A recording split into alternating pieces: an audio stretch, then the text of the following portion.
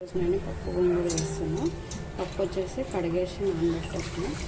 ఇప్పుడు గోంగూర కడిగేసి మనం పొయ్యి మీద పెట్టుకుందాం. అది మొత్తం ఈ వాటర్ అంతా డ్రై అయిపోయినంత వరకు మనం గంట పెడితే గోంగూర అనేది ఉడకదు. గంట పెట్టకుండా మనం సిమ్లోనే పెట్టి వాటర్ అంతా బయటకు వచ్చేంత వరకు కుక్ చేసుకోవాలి. పప్పుని ఇప్పుడు ఉడకబెట్టుకుందాం.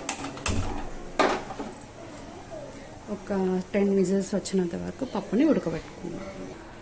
మనం గోంగూర ఉడకబెట్టుకున్నాం కదా, ఇలా వాటర్ అంతా డ్రై అయిపోయింది. ఇప్పుడు దీంట్లో మనం సాల్ట్ వేసుకొని మెత్తగా రుబ్బుకుందాం.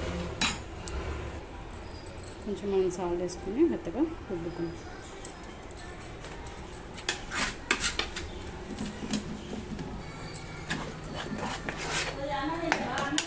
ఇలా మెత్తగా రుబ్బుకోవాలి. ఇలా అంటే మొత్తం ఇలా మెత్తగా అయిపోతుంది. గోంగూర సాల్ట్ వేసుకొని మెత్తగా ఇలా రుబ్బుకుంటే అయిపోతుంది.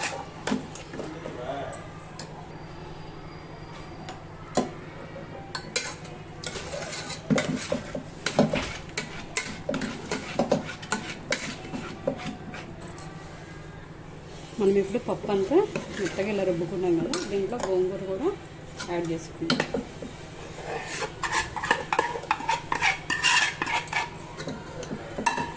ఇలా కలుపుకొని మొత్తం అంతా ఇలా కలుపుకోవాలి. గోంగూర పప్పు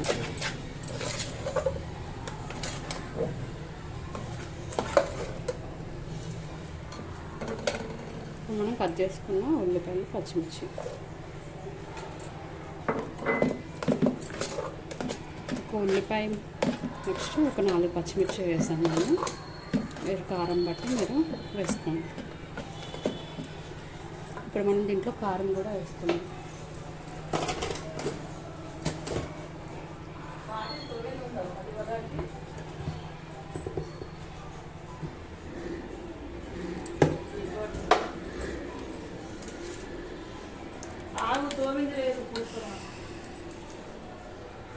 ఉప్పు, కారం కూడా వేసుకొని ఇలా మొత్తం అంతా కలుపుకోవాలి. కలుపుకొని మనం వాటర్ వేసుకోవాలి.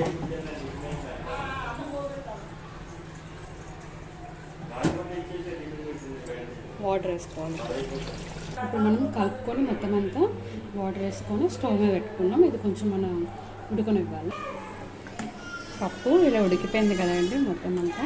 ఇప్పుడు మీరు చిక్కగా కావాలంటే చిక్కగా ఉంచుకోవచ్చు, లేదు కొంచెం మీడియంలో పలుచగా కావాలంటే, మరీ చిక్కగా కాదు మరీ పలుచగా కాదు అనుకుంటే మీరు స్టవ్ ఆపేసుకొని పోపు పెట్టుకుంటే అయిపోతుంది. ఇప్పుడు మనం పప్పుకి పోపు పెట్టుకుందాం. కొంచెం సిమ్లో పెట్టుకుందాం.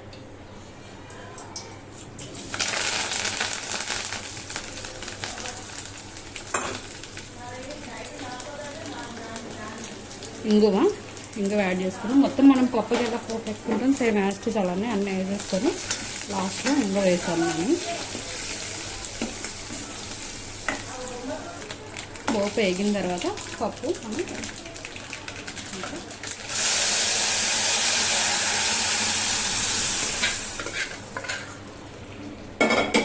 స్టవ్ ఆపేసుకుందాం. అంతే, గోంగూర పప్పు రెడీ అయిపోయినట్టే.